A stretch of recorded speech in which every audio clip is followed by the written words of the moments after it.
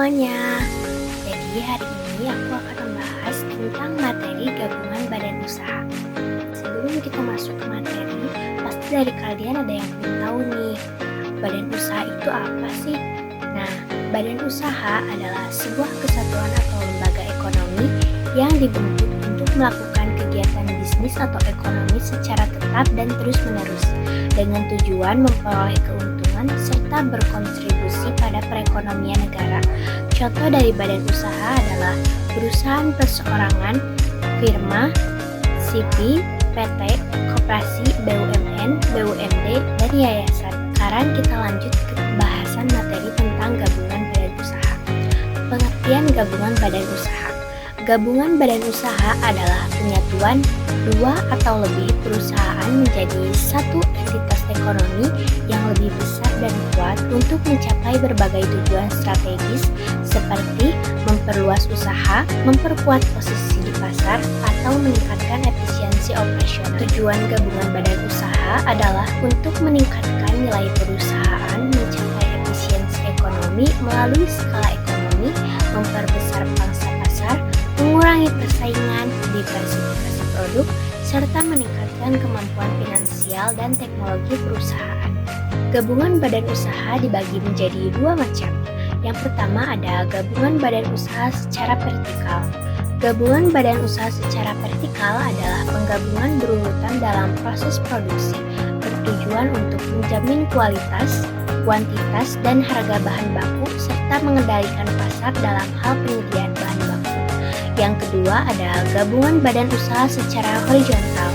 Gabungan badan usaha secara horizontal adalah penggabungan beberapa badan usaha untuk mengurangi persaingan pasar.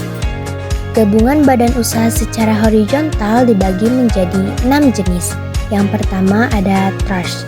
Trust adalah penyatuan beberapa badan usaha menjadi badan usaha baru yang lebih besar dan kuat.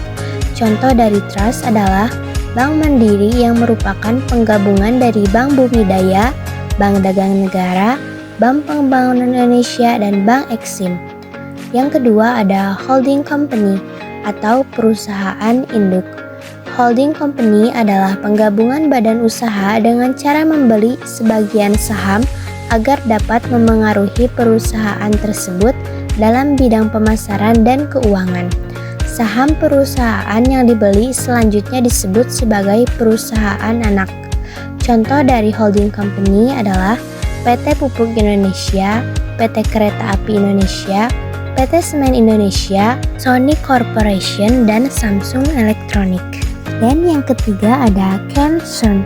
Concern adalah penggabungan badan usaha dengan tujuan mengatasi masalah pembelanjaan.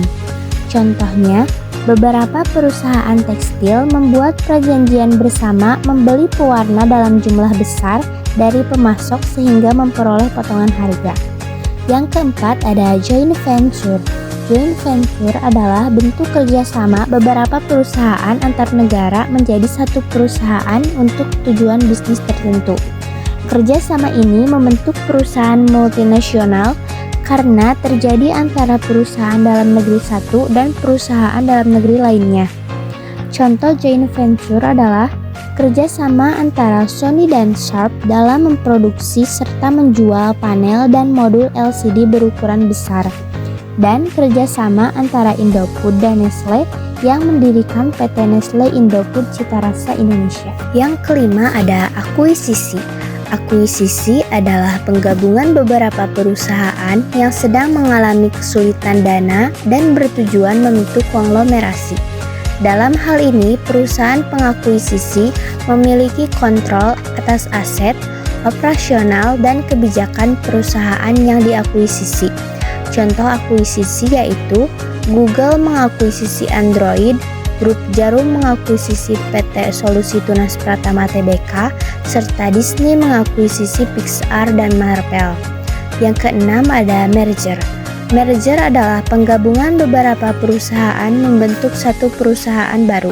Contoh dari merger adalah Penggabungan 3 bank BUMN besar yaitu Bank BRI Syariah, Bank Mandiri Syariah, dan Bank BNI Syariah menjadi Bank Syariah Indonesia atau BSI. Oke teman-teman, segitu aja ya pembahasan untuk materi gabungan badan usaha. Semoga bermanfaat. Terima kasih.